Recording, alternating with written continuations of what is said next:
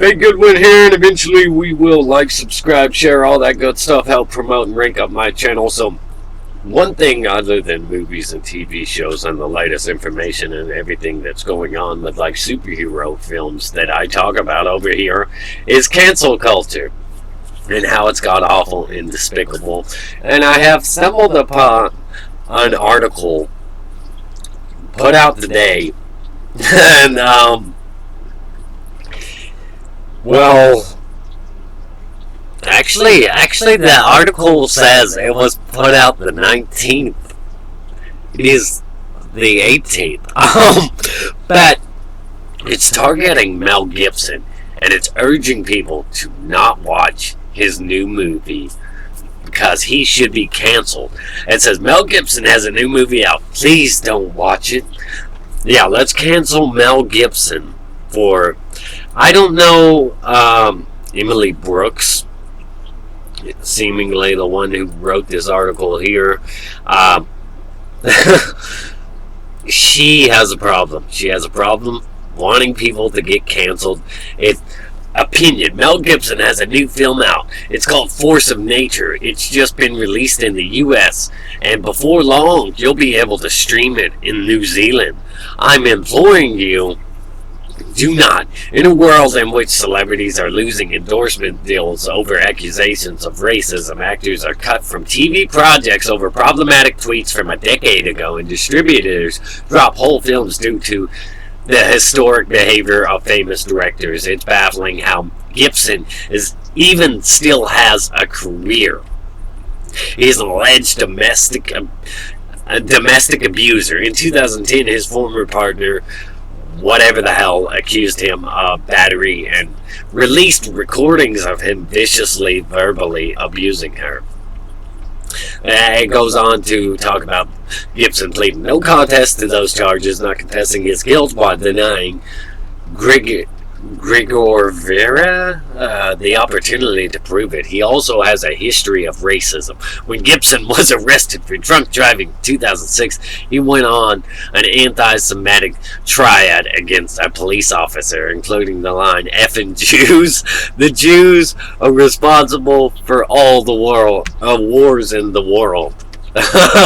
So following that, and I don't agree with that, but still, to make this whole article about wanting to cancel somebody for past stuff is completely ridiculous. You're ridiculous, Emily Brooks at stuff.co.nz or whatever the hell.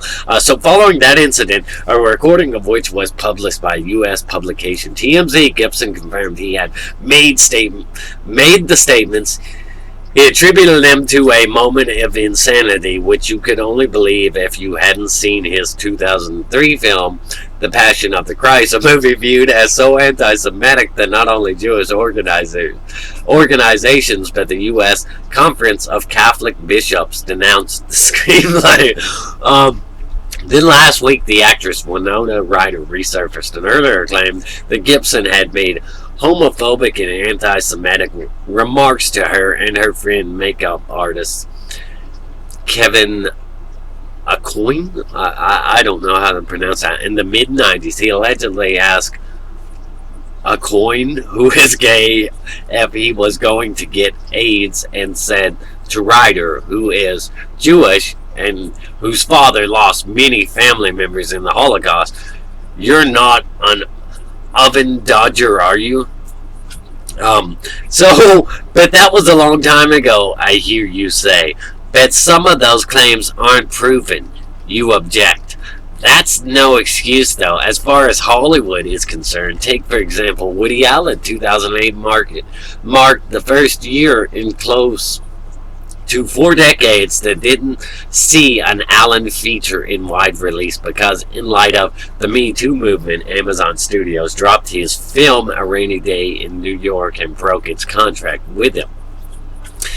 The sexual abuse allegations against Allen that prompted Amazon's actions date back to 1992, or look at the very recent example of Glee star Lee Mitchell, who lost a lucrative product endorsement deal when former co-stars accused her of bullying and racist actions on set that show in the early 2000s. Mitchell said she didn't remember the hurtful actions but apologized unequivocally for them nonetheless. Why would you apologize for something if you don't remember that? That sounds absurd and ridiculous to me. That sounds like you do remember them, you just want to pretend that you don't, or you're not really sorry for them. That wasn't enough for meal delivery service HelloFresh, which dropped Michelle as a brand ambassador off the back of the claims, saying it was disheartened and disappointed to learn the recent claims concerning Lee Mitchell and does not condone racism nor discrimination of any kind.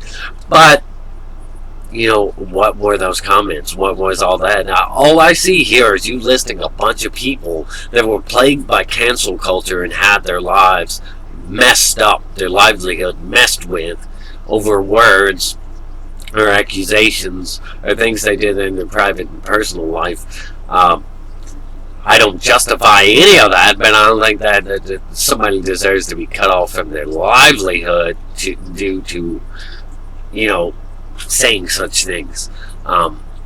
So Hartley Sawyer was fired from TV show The Flash for offensive tweets posted nearly a decade ago. And that's one I actually covered.